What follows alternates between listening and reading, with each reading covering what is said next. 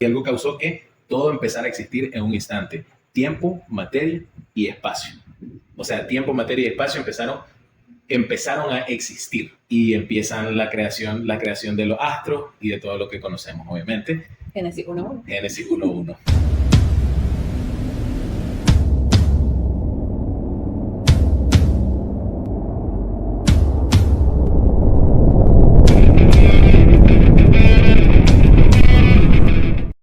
En el principio creó Dios los cielos y la tierra. Génesis 1.1. Que sean todos bienvenidos a este nuevo video que traemos para ustedes. Mi nombre es Johanna Mendoza y me acompaña mi esposito, Emmanuel García. Estamos muy emocionados de poder grabar este segundo video que confiamos con todo nuestro corazón, que es un mensaje que el Señor trae para sus vidas y nos sentimos muy emocionados. No tienen idea de las ganas que teníamos de grabar este video, ¿verdad, mi amor? Así es, sí, muchas ganas. Y de hecho, pues, trabajamos muy duro para poder grabarlo. Y la razón principalmente es porque vamos a hablar de esos temas que a todos nos competen, que quizás no hablamos todos los días, pero sí nos compete a todos y todos queremos saber un poquito. Quisiéramos saber qué sucedió, digamos, al inicio de todo, que es el tema que vamos a tener hoy, ¿verdad? Correcto, el tema del día de hoy es súper interesante. Déjenme decirles que tienen que prepararse desde este momento. Busquen un vasito con agua porque van a quedarse así. El tema del día de hoy es Dios creó de la nada, ex nihilo. Y empezamos con ese versículo que probablemente todos lo conocen. Es el primer versículo que encontramos en la Biblia y seamos creyentes o no, conocemos ese versículo, nos lo sabemos de memoria, ¿verdad? Y es probablemente, mi amor, también uno de los versículos más enigmáticos que hay en la Biblia, porque hay tantas interpretaciones en este versículo según la crítica textual, más por los siguientes versículos que se los voy a compartir en este momento. Y la tierra estaba desordenada y vacía, y las tinieblas estaban sobre la faz del abismo, y el Espíritu de Dios se movía sobre la faz de las aguas. Uh-huh. ¿Y por qué es tan controversial este versículo? Sí, así es, claro. Queremos empezar en ese versículo, ¿verdad? Como decía Johanna, vamos a hablar hoy sobre la creación del universo y principalmente vamos a tratar de defender en estos dos videos, que van a ser dos partes, para que estén atentos. Vamos a tratar de defender un poco la doctrina que tenemos los cristianos sobre que la creación fue de la nada. Ex nihilo, esa frase significa de la nada, básicamente. Entonces, en estos versículos, amor, lo que estamos viendo es que muchas personas dicen que el versículo 2, o sea, existen dos principales interpretaciones del versículo 2, donde dice que la tierra está desordenada y vacía. Algunas personas estudiosas de los textos y teólogos tienen la interpretación de que entre el versículo 1 y el versículo 2 hay un tiempo, un salto temporal, ¿verdad? Porque el primero dice, en el principio creó Dios los cielos y la tierra, y luego en el segundo ya te dice la tierra. Y la tierra está desordenada y vacía, o sea, está hablando de que ya hay una tierra, ¿verdad? Entonces dicen muchas personas que hubo un tiempo ahí entre el versículo 1 y el versículo 2. Algunos piensan que en este tiempo se dio la caída de Satanás y que por eso se describe así la tierra.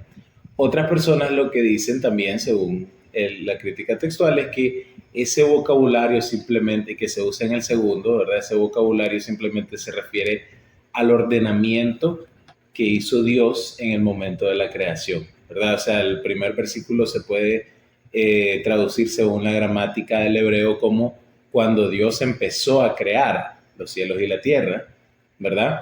Y entonces el versículo 2 nos narra una continuación de la creación, ¿verdad? Pero, sin embargo, ese no es el tema de hoy, ¿verdad? Esas son las diferentes interpretaciones. Sin embargo, eso no necesariamente se opone en ninguna manera a el tema que tenemos hoy. Nuestro tema principal es que Dios creó de la nada. Y la razón por la que empezamos hablando de Génesis 1 y queremos hacer ese enfoque es porque a veces se llega a decir, amor, desde diferentes cosmovisiones, ¿verdad? Sobre todo escépticos y críticos del texto bíblico, que la doctrina de la creación de la nada no era una creencia originalmente en el pueblo judío y luego en el judeocristianismo, ¿verdad? Y se llega a decir de que fue una doctrina que se incorporó luego alrededor del siglo II. Sin embargo, nosotros podemos ver en la escritura que la creencia de que la Tierra, de que el universo y el cosmos y todo lo que existe, Dios lo creó de la nada. Y no solo en el Nuevo Testamento, sino que desde el Antiguo Testamento, y de hecho tenemos unas citas bíblicas que queremos compartir con ustedes, ¿verdad, mi amor? Y vamos a leerlas. La primera, y esto lo pueden corroborar, ¿verdad? Ustedes desde su casa. La primera se encuentra en Jeremías 32:17, que dice: Oh Señor Jehová, he aquí que tú hiciste el cielo y la tierra con tu gran poder y con tu brazo extendido, y ni hay nada que sea difícil para ti.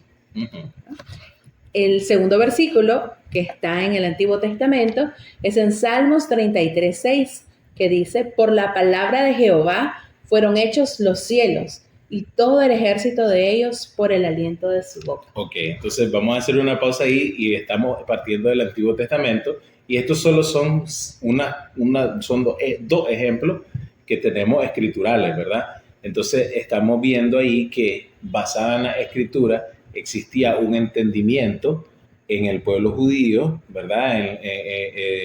Desde el inicio del estudio, desde el inicio de la creación, de la escritura, y de su creencia teológica, ¿verdad? Que tanto el profeta Jeremías hace una alusión a que Dios creó con su poder y con su brazo extendido. No dice que Dios creó a partir de algo, ¿verdad? Y esto va a ser muy importante. Y luego Salmos dice que creó todo con su palabra y con el aliento de su boca. O sea, eso nos hace referencia a una creación sin previo material de la nada, ¿verdad? Y vamos a ver los versículos en el Nuevo Testamento ahora. Correcto. Luego en Romanos 1:20 tenemos que dice: porque las cosas invisibles de Él, su eterno poder y su deidad, se hacen claramente visibles desde la creación del mundo, siendo entendidas por medio de las cosas hechas, de modo que no tienen excusa. Y luego el último versículo, que tengo que decir que es nuestro favorito, está en Hebreos 11:3. Por la fe entendemos haber sido constituido el universo por la palabra de Dios, de modo que lo que se ve fue hecho de lo que no se veía. Así es. Entonces vemos en el versículo de Romanos que dice porque las cosas invisibles de Él, su eterno poder, se hacen claramente visibles desde la creación del mundo. Correcto. Entonces está hablando que la creación surge del poder invisible de Dios, ¿verdad? Y que la creación de hecho es como viene siendo como un reflejo de Dios. Ahora, si queremos ir más claro o queremos algo más claro, algo que nos llama mucho la atención es que Hebreos dice: por la fe entendemos. No dice por la fe creemos, que normalmente nosotros asociamos la palabra fe con una simple creencia, ¿verdad? Pero en este caso el escritor de Hebreos usa la palabra, este vocabulario: por la fe entendemos. ¿Qué quiere decir? Que la fe nos da el entendimiento, la comprensión de ese conocimiento que fue revelado por Dios, de que la tierra o que todo lo que es visible en el universo, bueno, dice, por la fe entendemos haber sido constituido el universo por la palabra de Dios. Muy importante. Y dice, de modo que lo que es visible procede de lo que es invisible. Correcto. O sea, estamos hablando de, cuando habla de lo visible, se refiere a todo lo material, todo lo que es materia, todo lo que existe en el universo. O sea, la palabra materia se usa para describir a todo lo que existe en el universo, desde los cuerpos celestes más enormes que existen en todas las galaxias, hasta las moléculas más pequeñas que puedan existir en el universo. Todo eso es materia, e incluso el espacio entre ellas es materia desde el punto de vista científico, ¿verdad? Y de hecho, pues es un concepto. Y todo eso es lo que es considerado visible, ¿verdad? Porque incluso lo microscópico es visible con ciertos artefactos. Pero cuando habla de lo invisible, se está refiriendo a algo que va más allá de la materia, que es inmaterial, y que de esa nada partió la materia. Bueno, correcto. Y creo que también, mi amor, algo que llama mucho la atención de esto, ¿verdad? Y que usamos mucho la palabra cosmovisión, porque creo que es pues, lo que guía nuestra vida, ¿verdad? Sí.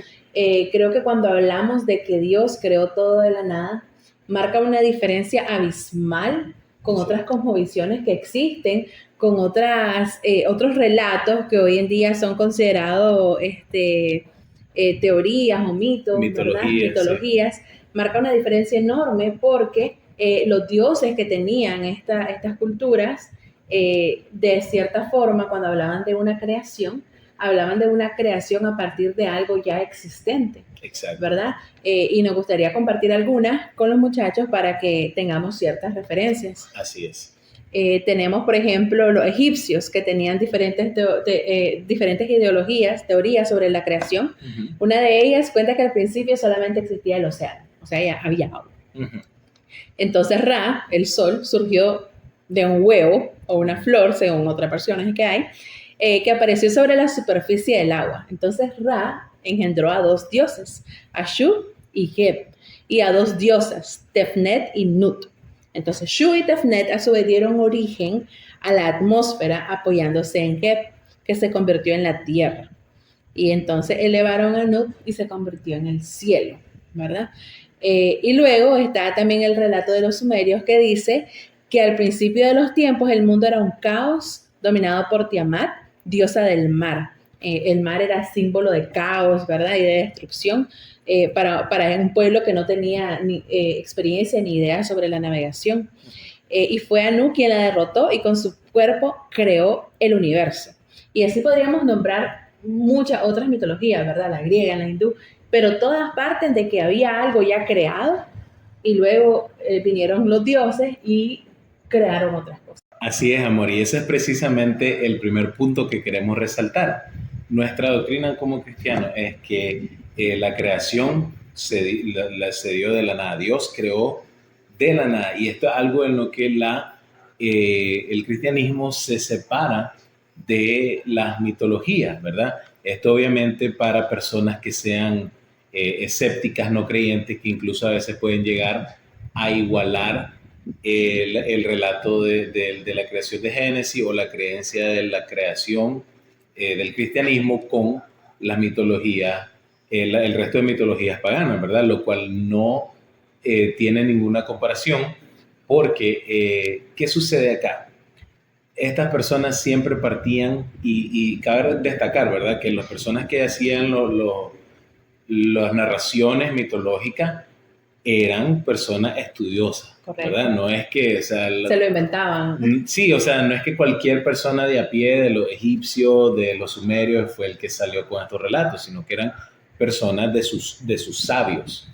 Y la filosofía teológica, digamos, o la filosofía sobre los dioses y la religión en esos tiempos estaba vista como sabiduría, como ciencia, así como no es el mismo concepto que tenemos hoy en día en el mundo moderno, en la cultura occidental, que separamos la religión de la ciencia, que no debería ser así precisamente, ¿verdad?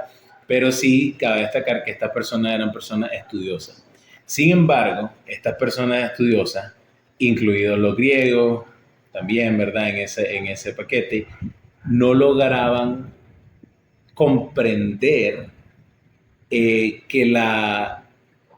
todo el universo, todo el cosmos procediera de una nada, o sea, no lograban comprender lo que comprendemos hoy en día sobre la eternidad de Dios, sobre esa característica metafísica de Dios. Entonces, por eso sus relatos tienen algo de materia, tiene que proceder todo de alguna materia, o hay agua, o hay un huevo, o hay una tela, o hay, o sea, diferentes cosas, o simplemente como decían los griegos, el universo era preexistente ya, ¿verdad? El universo era estático y era eterno, no tuvo un inicio. Entonces, en cualquiera de estas cosmovisiones, todo es físico porque a pesar de que podían imaginar o conceptualizar un inicio, no podían conceptualizar ese inicio de la nada. Eso hoy en día lo comprendemos nosotros porque conocemos esos atributos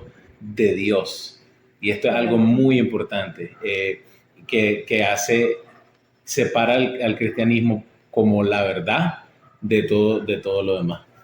Y me encanta cómo logramos poner eso en palabras, ¿verdad? Porque a veces se nos hace muy difícil como cristianos creer, ¿verdad? Que lo que nosotros creemos, lo que nosotros leemos, no está lejos o no está en contra de lo que dicen muchos estudios o la ciencia misma. Y a veces creemos, y creo que ese es el propósito también de estos videos, creemos que como cristianos la ciencia es algo que no deberíamos leer, algo que no deberíamos creer o no, porque eso se opone a mi creencia, a mi cosmovisión. Y más adelante vamos a ver cómo todos estos estudios llegan a un mismo punto. O que pueden retar tal vez nuestra fe sobre la creación. Y hablando de eso, aparte de, obviamente, todas las culturas antiguas tenían su propia idea de la creación del universo o del inicio del universo o de qué pasaba antes de que existiera lo que existe. También la ciencia tiene su versión, ¿verdad? A través del estudio de la cosmología, que en la cosmología estudia todos los eventos naturales en el universo y el espacio, ¿verdad? Entonces, la cosmología ha llegado a su propia hipótesis o teoría, ¿verdad? Su propia conclusión acerca de cómo se originó la vida y el cosmos y todo lo que vemos hoy en día. Entre ellas, una de las más famosas y aceptadas por los científicos hoy en día es la famosa teoría del Big Bang, que todos quizás la han escuchado ya. Y contanos un poco sobre eso. Bueno, que tengo que decir primero, ¿verdad? Sí. Que cuando yo recuerdo claramente cuando escuché la palabra Big Bang por primera vez, tal vez la había escuchado antes, pero en el colegio estaba en sexto grado. Y mi profesora, la profesora Marta, nos estaba hablando sobre la teoría del Big Bang, ¿verdad? Pero pues realmente no era como que la tocaban muy a fondo, era solo que conozcan pues que aquí empezó el universo. Sí. Y yo, como crecí siempre en una iglesia evangélica, yo decía, ¿por qué nos están enseñando esto? ¿Por qué nos están diciendo esto si es mentira? Si todo lo hizo Dios. No fue el Big Bang. No Dios fue el Big Bang. Todo. Entonces yo miraba, yo sentía que el Big Bang lo estaban atribuyendo a algo que era para que los créditos eran de Dios, son de Dios. Entonces yo crecí y era como que ni me mencionen el Big Bang, ¿verdad? La única forma en que lo empecé a ver, ok, fue cuando salió hasta la famosa serie del Big Bang y hasta decía, yo no voy a ver eso. ¿Qué está pasando aquí? Entonces siempre existía como que ese rechazo a lo del Big Bang, pero todo era ponernos a leer un poquito más. Así es. ¿Y qué nos quieres decir sobre la teoría del Big Bang? Y esto agárrense, ¿verdad? Porque esto que viene acá es que la teoría del Big Bang en el año 1929, ¿verdad? Bueno, ¿de dónde se origina, verdad? La teoría del Big Bang no se opone para nada a la fe cristiana, ¿verdad? Sí. Ni al relato de lo que vimos en Génesis, que nosotros empezamos así nuestro video. ¿Qué pasa acá? La teoría del Big Bang fue propuesta por primera vez por el belga, Georges Lemaitre. es un apellido que se pronuncia diferente, ¿verdad? Era un físico teórico, astrónomo, matemático y sacerdote católico. Así es. Entonces, Georges Lemaitre, que fue el que propuso la teoría del Big Bang, era una persona creyente en Dios, sacerdote católico, o sea, un cristiano formado en las escrituras, o sea, una persona que aceptaba el relato de Génesis. Pero antes de que nos adentremos, ¿verdad? En el Big Bang. Casi me adelanto yo porque ya estaba mencionando en 1929. Sí. Antes de que nos adentremos en el Big Bang, vamos a ver qué pasó antes de la teoría del Big Bang, o sea, o sobre qué evidencia reposa la teoría del Big Bang. Entonces, a inicios del siglo XX, estaba Albert Einstein trabajando en su famosa teoría de la relatividad. Cabe destacar, amor, que Albert Einstein tenía un poquito de la influencia de Newton en cuanto al tema del universo, que era estático. Newton creía que el universo era eterno y hubo muchas discusiones entre científicos y filósofos sobre la eternidad del universo. Una de las personas que habló sobre esto desde el punto de vista filosófico fue Kant.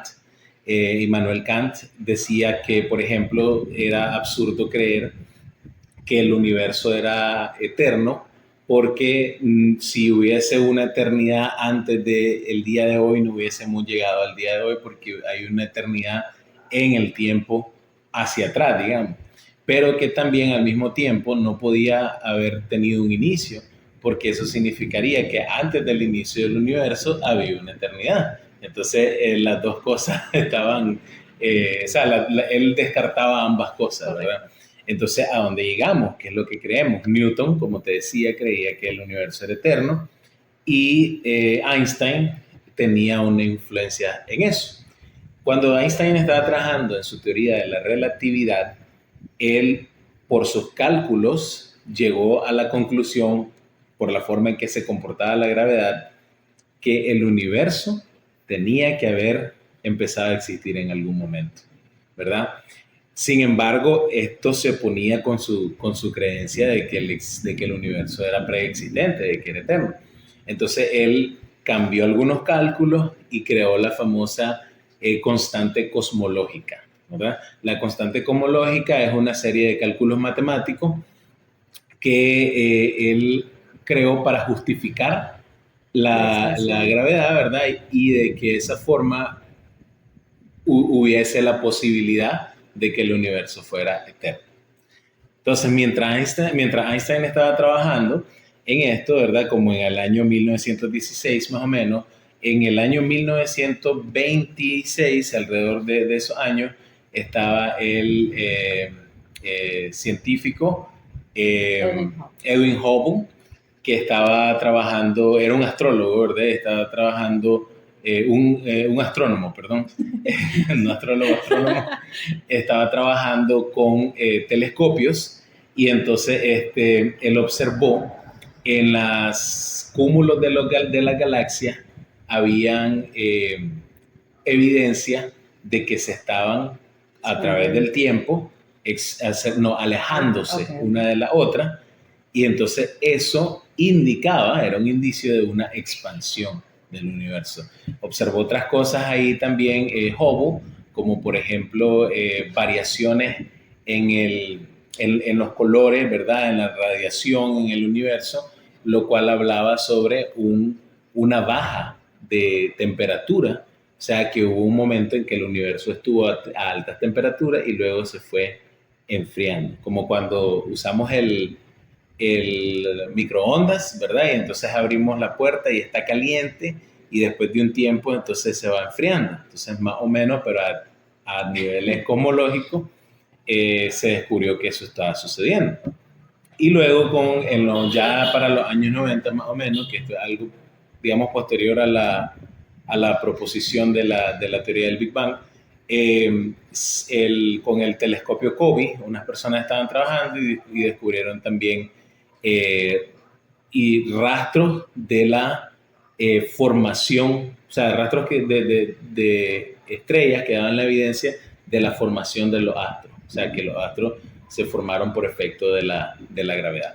Entonces, cuando, volviendo a los 20, a los años 20, cuando Einstein recibe la llamada de Edwin Hubble para plantearle lo que había descubierto, él logra ver a través del telescopio, ve la evidencia y se da cuenta en ese momento de manera innegable, ¿verdad?, de la ética de un científico, y tiene que aceptar él, sí, el universo tuvo un inicio. Y viene Einstein y llama a la constante cosmológica, le llama mi mayor desatino en la vida. Entonces, obviamente aquí estamos hablando de personas brillantes, ¿verdad? Estamos hablando de científicos que impactaron para toda la historia, la humanidad, no pretendemos venir a decir ahora que sabemos más que ellos, ¿verdad? Todo lo contrario, ellos llegaron a esos momentos de descubrimiento, y sobre esas personas y otros filósofos es que nosotros estamos parados hoy en día, ¿verdad? Y comprendemos muchas cosas, pero podemos ver que en los 1920s Einstein se da cuenta de esto, y Génesis 1.1, miles de años antes, nos había dicho ya, en el principio creó Dios los cielos y la tierra. ¿Qué dice la teoría del Big Bang? Dice que hubo un momento, y esto es algo que lo logra evidenciar Hubble, ¿verdad? Y Einstein también, que hubo un momento si vos retrocedes, digamos, vos puedes observar el espacio y observar estos fenómenos, y vos lo retrocedes como si fuera una grabación, vas a llegar a un momento en el tiempo y en el espacio en que todo el universo, todo el cosmos, toda la materia, tiempo y espacio, materia, tiempo y espacio, estaban en un punto tan pequeño, ¿verdad? O se reduce, ¿verdad? A un punto tan pequeño, y algo causó que, o sea, al momento de no existir, ¿verdad? Y algo causó que todo empezara a existir en un instante. Tiempo, materia y espacio. O sea, tiempo, materia y espacio empezaron a existir. O sea, no había antes de esto tiempo, materia y espacio, sino que empieza a existir, y empieza la expansión, y empiezan la creación de los astros y de todo lo que conocemos, obviamente. Génesis 1.1. Génesis 1.1. Y por eso decimos que la teoría del Big Bang no se opone a la creencia cristiana. De hecho, hay un apologista, Frank Turek, que dice, por supuesto que yo creo en la teoría del Big Bang, simplemente yo sé quién causó el Bang, ¿verdad? Y es lo que nosotros creemos, que el Señor en ese momento, o sea, lo que nosotros hoy podemos observar, o es observable, que nos lleva a la teoría del Big Bang, es la obra de Dios creando, ¿verdad? Hay un reto muy grande ahí para... Exacto. Nosotros los cristianos podemos decir que el Big Bang comprueba lo que ya sabíamos desde hace miles de años. Y esto, al contrario de oponerse a nuestra creencia, presenta un reto bastante grande para los científicos. Porque los científicos, al concluir que el universo era eterno, podían decir, si el universo es eterno, no necesitamos a Dios. Pero ahora los científicos tienen que responder la pregunta: si el universo fue creado, ¿verdad? Y todo surgió en el Big Bang, ¿qué causó el Big Bang? Y segundo, ¿qué había antes del Big Bang? Y ahí hay varias cosas, varias teorías, ¿verdad? Entre ellas, por ejemplo, para poder justificarlo, algunas personas, algunos científicos que son escépticos, para poder justificarlo del Big Bang, han tratado de salir con demasiadas teorías. Por ejemplo, una de ellas está el tema de los multiversos, que no lo vamos a hablar hoy a profundidad, pero sí sabemos que hay una teoría de que se habla mucho del multiverso por lo mismo de el origen de este universo y el ajuste fino del universo, que significa que todo tiene un orden, que hay leyes que nos llevan a ver que este universo es bueno para que haya existencia de vida. Entonces, la teoría del multiverso lo que dice no es la teoría o sea, cuando hablamos de la teoría del multiverso, no es exactamente lo que habla Marvel, ¿verdad? Pero sí es un poco igual de loco. La teoría del multiverso lo que dice es la científica. Lo que dice es que hay en algún lugar del cosmos, ¿verdad? Fuera de este universo, como que un generador de universo, y entonces va generando diferentes multiversos o diferentes universos, perdón, y entonces unos universos sí subsisten porque las condiciones lo permiten y otros universos no. Entonces hay una cantidad infinita de universos generándose y entonces nosotros por una cuestión de probabilidad estamos en un universo donde las condiciones permiten la vida.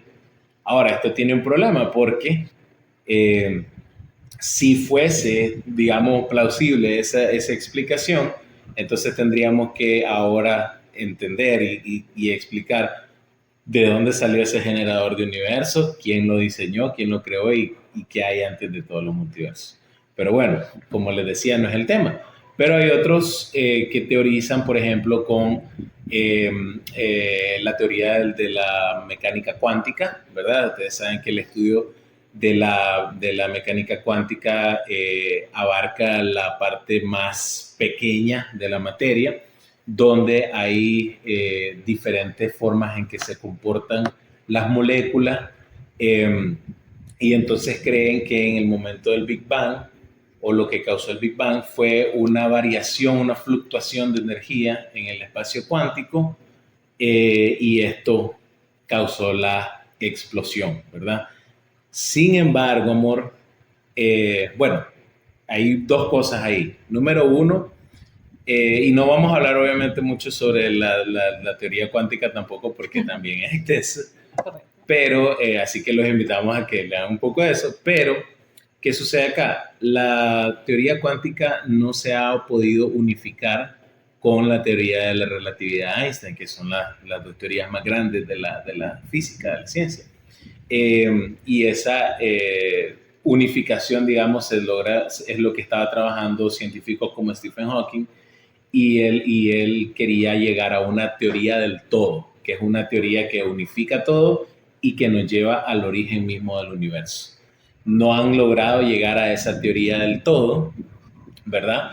Pero aún si, digamos, pudiésemos unificarla y pudiese explicarse que del universo cuántico se creó la explosión del Big Bang, eso aún no es la nada, porque en el universo cuántico existen moléculas que no son la nada. Y que no son la nada, exacto. La nada es la nada, o sea, la nada es la no materia. Espacio, de tiempo, materia. Así es, la nada es como nos decían los antiguos griegos, con lo que sueñan las piedras. Y nada viene de la nada. Así que si decimos que el universo vino del universo cuántico, no estamos diciendo que vino de la nada, sino que había algo preexistente.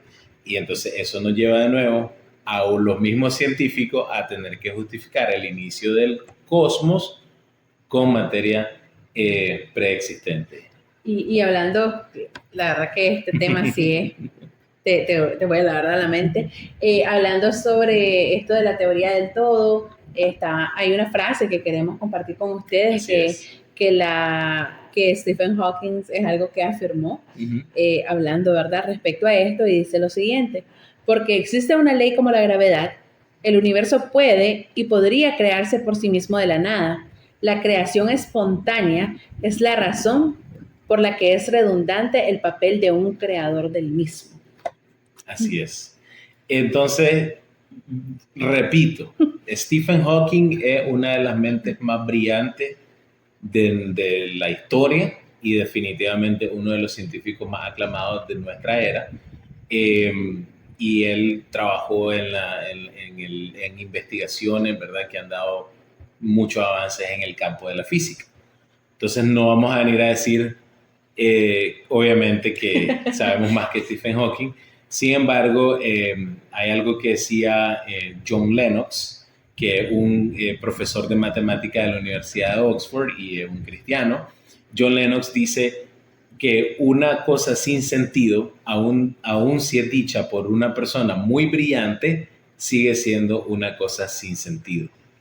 Y vemos que acá Stephen Hawking, quizás influenciado por su propia visión, que es atea,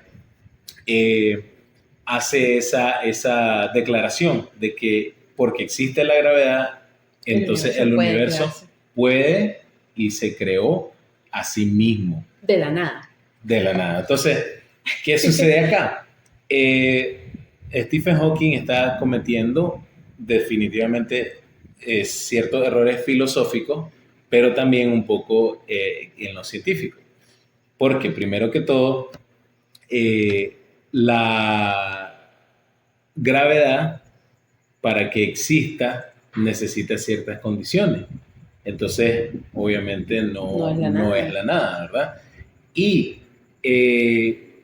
él tendría que decir entonces que la gravedad existió antes de existir para crearse a sí misma. Y ahí es donde eso ya no entra en el área de la razón y desde un punto de vista filosófico no tiene sentido, porque no puede ser que algo exista antes de existir para crearse a sí mismo, porque entonces estamos hablando de que es una cosa eterna, por lo tanto no puede ser creada. El universo empezó a existir, quiere decir que antes no había todo el cosmos que existe hoy en día, entonces no puede haber preexistido para crearse a sí mismo, ni la gravedad preexistió para crearse a sí misma. Porque las propiedades. Exacto, la gravedad es una propiedad natural del universo que existe hoy en día, con las condiciones que existen hoy en día, no es algo que existió antes. Y si dijésemos que la gravedad fue la que causó todo, entonces estaríamos dándole a la gravedad estaríamos atribuyéndole o dándole un atributo metafísico, que significa que es algo inmaterial, que es algo fuera de la materia, y la gravedad sabemos que es una ley de la naturaleza, por lo tanto es parte de la materia. Wow.